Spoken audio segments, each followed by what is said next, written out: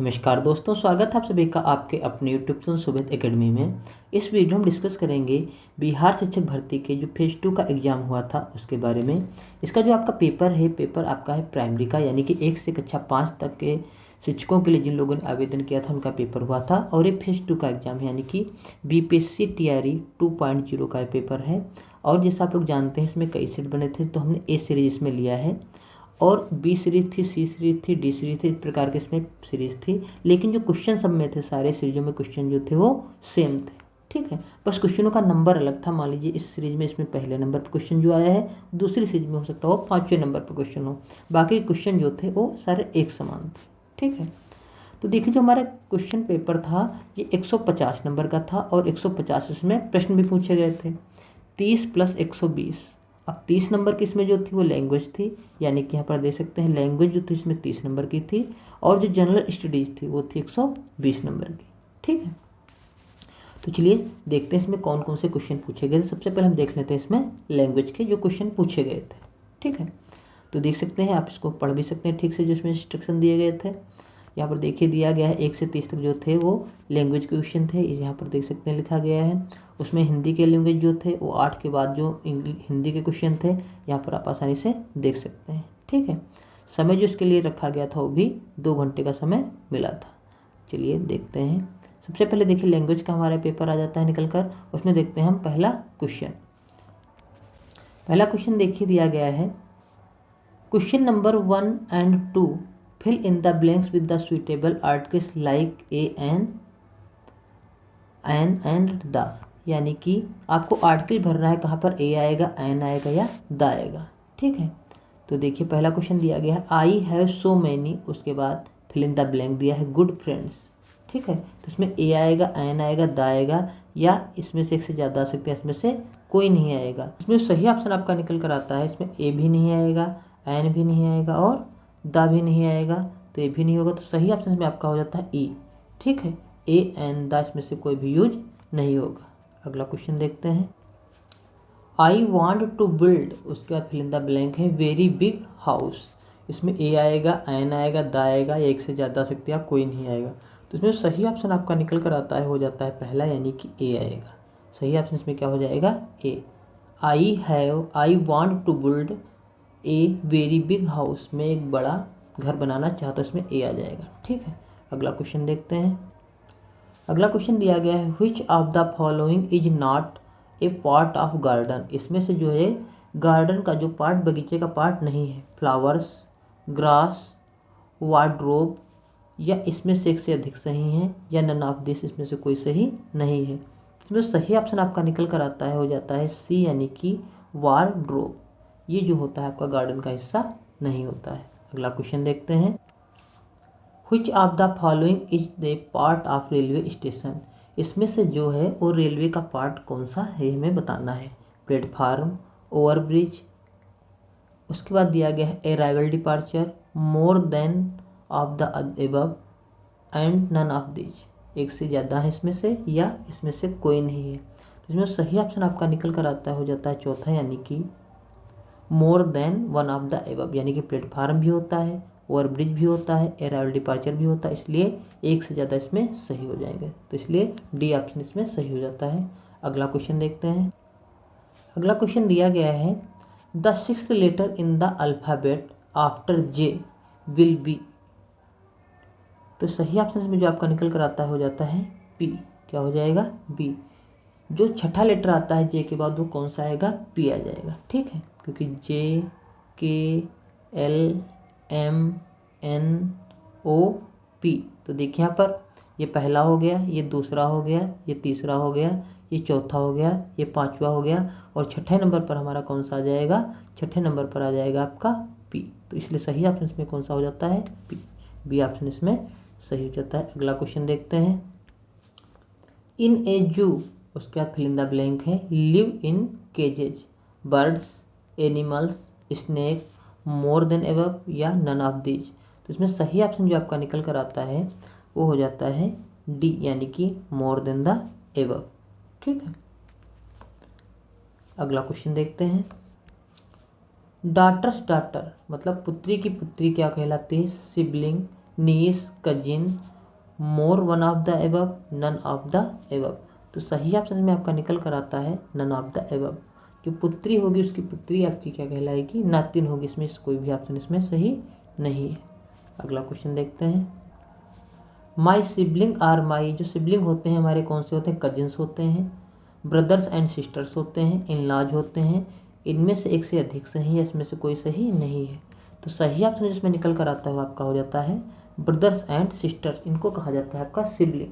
ठीक है, अगला क्वेश्चन देखते हैं। देखिए ये इंग्लिश के 8 ही क्वेश्चन आए थे, तो इसमें से आपके इस बार भी 8 ही क्वेश्चन आएंगे जो आपका बीपीएससी का ट्राई 3.0 का एग्जाम होगा।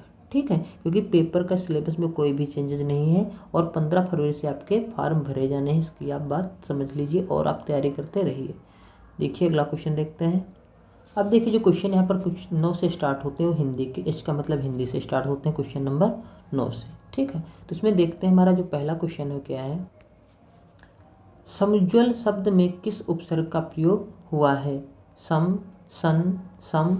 उपयुक्त में से एक से अधिक सही है, उपयुक्त में से कोई सही नहीं है। तो इसमें जो सही ऑप्शन आपका निकल कर आता हो जाता है सी, यानी कि सम का। ठीक है, समुज्ज्वल में सम का प्रयोग उपसर्ग के रूप में हुआ है। अगला क्वेश्चन देखते हैं।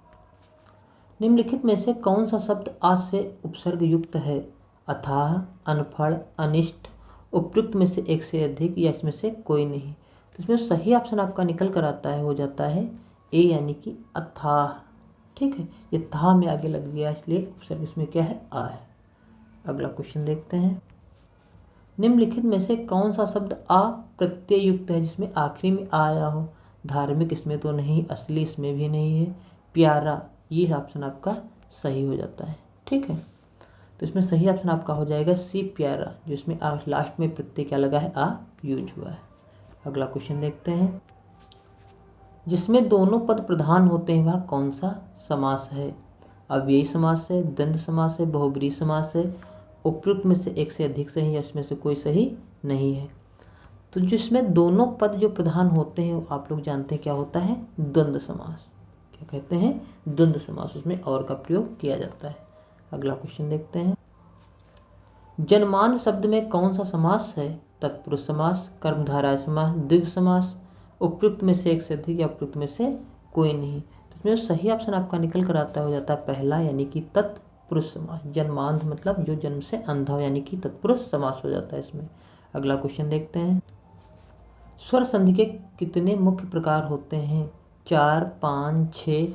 उपयुक्त में से एक से अधिक या उपयुक्त में से कोई नहीं। तो इसमें जो सही ऑप्शन आपका निकल कर आता है हो जाता है बी, यानी कि 5। स्वर संधि में कितने प्रकार होते हैं, 5। अगला क्वेश्चन देखते हैं। अतीव का संधि विच्छेद क्या होगा। अति प्लस ईव, आ प्लस तीव, अति प्लस वा। उपयुक्त में से एक से अधिक सही है, इसमें से कोई सही नहीं है। तो इसमें सही ऑप्शन आपका निकल कर आता हो जाता है पहला, यानी कि अति प्लस ईव। अगला क्वेश्चन देखते हैं। प्रति उत्तर शब्द में कौन सी संधि है। वृद्धि संधि, अयाद संधि, यड़ संधि। उपयुक्त में से एक से अधिक या उपयुक्त में से कोई नहीं। तो इसमें जो सही ऑप्शन आपका निकल कर आता हो जाता है सी, यानी कि यड़ संधि। प्रति उत्तर में यड़ संधि, प्रति प्लस उत्तर मिलकर बनते हैं प्रति उत्तर। अगला क्वेश्चन देखते हैं। मनोरंजन शब्द का संधि विच्छेद होगा। मनः प्लस रंजन, मनो प्लस रंजन, मन प्लस रंजन। उपयुक्त में से एक से अधिक सही या उपयुक्त में से कोई नहीं। इसमें सही ऑप्शन आपका निकल कर आता हो जाता है पहला, यानी कि मनः प्लस रंजन। ठीक है, मनः प्लस रंजन जो मिलकर बनता है वही हो जाता है मनोरंजन। अगला क्वेश्चन देखते हैं। विराम चिन्ह को क्या कहते हैं। अल्प विराम, अर्ध विराम, योजक चिन्ह। उपयुक्त में से एक से अधिक या उपयुक्त में से कोई नहीं। तो इसमें सही ऑप्शन जो आपका निकल कर आता हो जाता है बी, यानी कि अर्ध विराम। विराम चिन्ह जो ये है इसे कहा जाता है अर्ध विराम। ठीक है, अगला क्वेश्चन देखते हैं। हिंदी शब्दकोश में निम्नलिखित में से कौन सा शब्द सबसे पहले आता है। शिष्टाचार, श्लाघा, श्रेय। उपयुक्त में से एक से अधिक, उपयुक्त में से कोई नहीं। तो इसमें जो सही ऑप्शन आपका निकल कर आता है हो जाता है पहला, यानी कि शिष्टाचार। ठीक, अगला क्वेश्चन देखते हैं। व्यास शब्द का विलोम है। समास, समर्थन, प्रावधान। उपयुक्त में से एक से अधिक, उपयुक्त में से कोई नहीं। तो इसमें सही ऑप्शन आपका निकल कर आता हो जाता है पहला, यानी कि समास। अगला क्वेश्चन देखते हैं। हिंदी में प्रचलित विदेशी भाषा और उसके शब्द का कौन सा युग्म सही नहीं है? अरबी, अदब, तुर्की, अमरूद, फारसी, आज़ादी। उपयुक्त में से एक से अधिक सही है, उपयुक्त में से कोई सही नहीं है। तो इसमें सही ऑप्शन आपका निकल कर आता है, हो जाता है बी। यह युग्म सही नहीं है। तुर्की जो है अमरूद ये नहीं होगा, इसलिए यही ऑप्शन इसमें सही हो जाता है। अगला क्वेश्चन देखते हैं। मगही किस भाषा की बोली है? बिहारी, पूर्वी हिंदी, पहाड़ी। उपयुक्त में से एक से अधिक सही है, इसमें से कोई सही नहीं है। इसमें सही ऑप्शन जो आपका निकल कर आता है, हो जाता है पहला, यानी कि बिहारी। मगही जो है बिहारी की उपभाषा की बोली है। ठीक है, अगला क्वेश्चन देखते हैं। पाठक के भावबोध को सरल और सुबोध बनाने के लिए फिर रिक्त स्थान है का प्रयोग होता है। तो इस रिक्त स्थान के लिए उचित शब्द कौन सा होगा? प्रश्न चिन्हों का प्रयोग होता है, योजक चिन्हों का प्रयोग होता है, विराम चिन्हों का प्रयोग होता है। उपयुक्त में से एक से अधिक सही है, इसमें से कोई सही नहीं है। तो इसमें सही ऑप्शन आपका निकल कर आता है, हो जाता है सी, यानी कि विराम चिन्हों का प्रयोग होता है। अगला क्वेश्चन देखते हैं। विराम चिन्ह कैसे बनता है? अभी बताया गया था। ये विराम चिन्ह आपका बन जाता है, इसे कहा जाता है अर्धविराम। अगला क्वेश्चन देखते हैं। कौन सा विकल्प विराम चिन्ह का भेद नहीं है? अर्धविराम, मध्य विराम, अंत्य विराम। उपयुक्त में से एक से अधिक, उपयुक्त में से कोई नहीं। तो इसमें सही ऑप्शन आपका निकल कर आता है, हो जाता है ई, यानी कि उपयुक्त में से कोई नहीं। ठीक है, अगला क्वेश्चन देखते हैं। कौन सा हजारी प्रसाद द्विवेदी का निबंध नहीं है? अशोक के फूल, मजदूरी और प्रेम, कुटज। उपयुक्त में से एक से अधिक सही है, इसमें से कोई सही नहीं है। तो इसमें सही ऑप्शन आपका निकल कर आता हो जाता है बी, यानी कि मजदूरी और प्रेम। ये जो है हजारी प्रसाद द्विवेदी का निबंध नहीं है। ठीक, तो इसमें सही हो जाएगा बी ऑप्शन। अगला क्वेश्चन देखते हैं। उपन्यास और उपन्यासकार का कौन सा युग्म सही नहीं है? जुलूस, फणीश्वर नाथ रेणु, अंधेरे बंद कमरे, नरेश मेहता, नई पौध, कमलेश्वर। उपयुक्त में से एक से अधिक सही है, इसमें से कोई सही नहीं है। तो इसमें सही ऑप्शन आपका निकल कर आता है, हो जाता है डी, यानी कि एक से अधिक सही है। अगला क्वेश्चन देखते हैं। वह शब्द शक्ति जिसके द्वारा सीधे कथन, साक्षात संकेतिक या मुख्य अर्थ का ज्ञान होता है, उसे कहते हैं। तो इसमें 27 का जो सही ऑप्शन आपका निकल कर आता है, हो जाता है ए, यानी कि अभिधा। ठीक, बाकी ये भी गलत है, ये भी गलत है, तो ये भी गलत हो जाएगा। सही ऑप्शन इसमें हो जाता है अभिधा। अगला क्वेश्चन देखते हैं। ध्वनि सिद्धांत के प्रतिपादक आचार्य हैं विश्वनाथ, आनंदवर्धन, पंडित राजगन्नाथ। उपयुक्त में से एक से अधिक, उपयुक्त में से कोई नहीं। तो इसमें सही ऑप्शन आपका निकल कर आता है, हो जाता है बी, यानी कि आनंदवर्धन। ठीक है, अगला क्वेश्चन देखते हैं। निम्नलिखित कथनों स्थापना आ और तर्क बा पर विचार कीजिए। नीचे दिए गए कोड से सही विकल्प का चयन कीजिए। पहला दिया गया है कला का उदय जीवन से है, और तर्क दिया गया है इसमें कला जीवन को जीने योग्य बनाकर उसे ऊंचा उठाती है। ठीक है, फिर देखिए इसमें कोड दिए गए हैं इस प्रकार। पहला दिया गया है आ सही है और बा गलत है। दूसरा दिया गया आ और बा दोनों सही है। तीसरा दिया गया आ गलत है और बा सही है। तीसरा दिया गया इसमें से एक से अधिक सही है। चौथा दिया गया, पांचवा दिया गया इसमें से कोई सही नहीं है। तो इसमें जो सही ऑप्शन आपका निकल कर आता है, हो जाता है बी। इसमें ए और बी दोनों सही। अगला क्वेश्चन देखते हैं।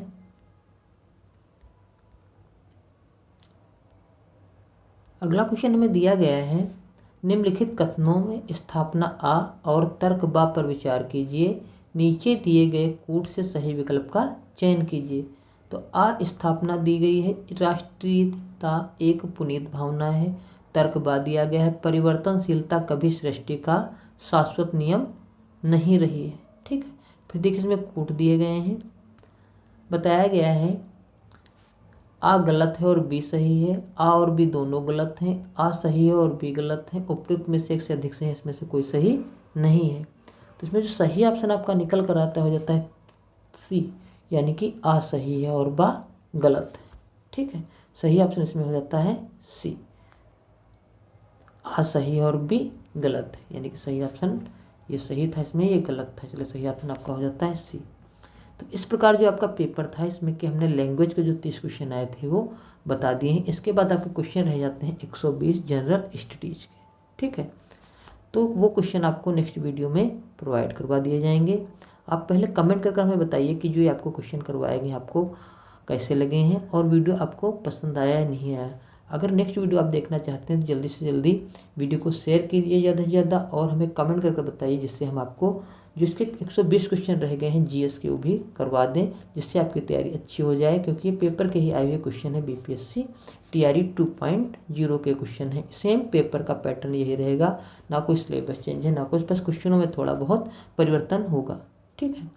तो आई होप आप लोग को वीडियो अच्छा लगा होगा। अगर वीडियो अच्छा लगा है तो वीडियो को लाइक कर लीजिए, चैनल पर पहली बार है चैनल को सब्सक्राइब कर लीजिए। वीडियो देखने के लिए बहुत बहुत धन्यवाद। Thank you very much.